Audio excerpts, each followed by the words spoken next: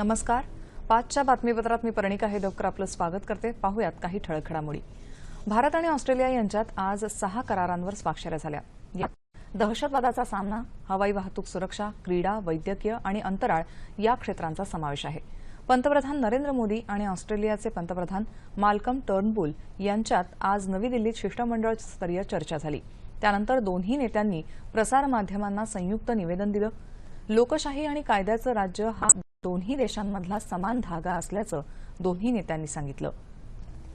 दोन्ही नेत्यांनी nano biotech सेंटरचं उद्घाटनही केलं. दोन्ही देशांमधल्या संबंधांनी मैलाचा टप्पा गाठला असल्याचं पंतप्रधान नरेंद्र मोदी यांनी सांगितलं. शिक्षण आणि संशोधन या विषयावर आमचा भर असल्याचं पंतप्रधान म्हणाले. तर भारतीय विद्यार्थ्यांना यापुढेही ऑस्ट्रेलियात संधी पुरवेल अशी ग्वाही टर्नबुल यांनी दिली.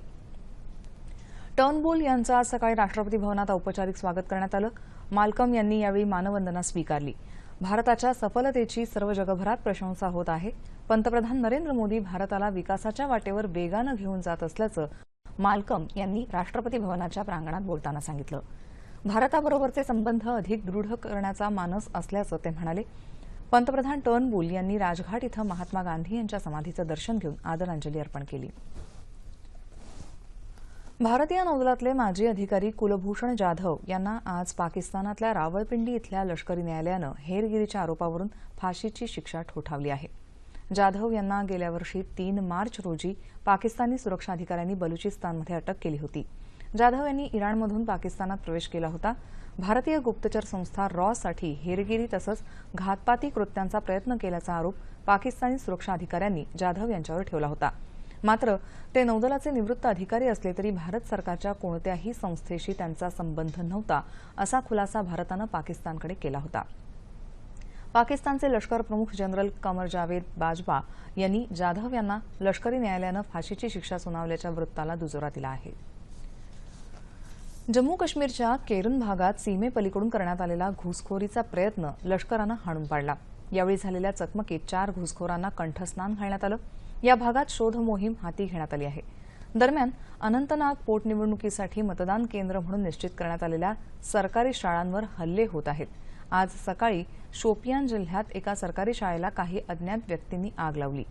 अशांतता आणि हिंसाचाराच्या पार्श्वभूमीवर अनंतनाग पोटनिवडणूक पुढे ढकलावी अशी विनंती पीडीपीचे उमेदवार तसदुक मुफ्ती यांनी निवडणूक आयोगाकडे केली आहे. चंपारण्य सत्याग्रह हा गांधीजींचा पहिला यशस्वी सत्याग्रह होता आणि या सत्याग्रहामुळे स्वातंत्र्य लढ्याला नवी कलाटणी मिळाली असं केंद्रीय माहिती आणि प्रसारण मंत्री एम व्यंकय्या नायडू यांनी सांगितलं. व्यंकय्या नायडू यांच्या हस्ते आज गांधी इन चंपारण तसंच इतर 2 पुस्तकांचं प्रकाशन झालं. त्यावेळी ते बोलत होते. गांधी इन चंपारण हे पुस्तक सर्वच काळातल्या पिढ्यांसाठी समर्पक असल्याचं नायडू यांनी सांगितलं. महात्मा गांधींचा संदेश अनादी असून हा संदेश नवीन पिढीपर्यंत पोहोचण्याची गरज आहे असं ते म्हणाले.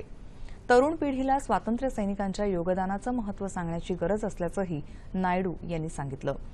गांधीजींच्या विचारांची पुस्तकं सर्व भारतीय भाषांमध्ये प्रकाशित होण्याची गरज त्यांनी अधोरेखित केली. सौर ऊर्जेच्या माध्यमातून स्वच्छ आणि प्रदूषण विरहित ऊर्जेसाठी मुंबईतल्या निवासी घरांच्या छतांवर सौर ऊर्जा यंत्रणा बसवायला अधिक वाव आहे असं मत नवी आणि नवीनक्षम ऊर्जा मंत्रालयाचे सचिव राजीव कपूर यांनी व्यक्त केलं. निवासी आणि संस्था क्षेत्राला केंद्र सरकारकडून या यंत्रणेसाठी 30% अनुदानही दिलं जाणार आहे. छतावर बसवल्या जाणाऱ्या सौर ऊर्जा यंत्रणेमुळे 1.3 गिगावॅट इतकी प्रचंड ऊर्जा निर्मिती करणं शक्य होईल असंही ते म्हणाले. त्याचबरोबर सौर पंप योजनेअंतर्गत राज्यातल्या प्रत्येक शेतकऱ्याला 1,30,000 रुपयांपर्यंत अनुदान दिलं जाईल असंही कपूर यांनी सांगितलं. शेतकऱ्यांच्या कर्जमाफीसाठी शिवसेनेनं आज औरंगाबादमधल्या क्रांती चौकात धरणं आंदोलन केलं. शेतकऱ्यांचा 7/12 कोरा झालाच पाहिजे. जोपर्यंत संपूर्ण कर्जमाफी होत नाही तोपर्यंत शिवसेना आंदोलन करत राहणार असं शिवसेनेचे औरंगाबाद जिल्हाप्रमुख अंबादास दानवे यांनी सांगितलं. शेतकऱ्यांशी आणि जनतेशी शिवसेना बांधील आहे, सरकारशी नव्हे असंही त्यांनी सांगितलं. याच दरम्यान अन्नदाता शेतकरी संघटनेतर्फे शेतकरी महिलांनी आंदोलन केलं. शेतकऱ्यांनी संपूर्ण कर्जमाफी द्यावी अशी मागणी शेतकऱ्यांच्या सौभाग्यवतींनी यावेळी सरकारकडे केली. याबरोबरच हे बातमीपत्र संपलं. पुन्हा भेटूया संध्याकाळी 7 वाजता आपल्या सह्याद्री वाहिनीवर. नमस्कार.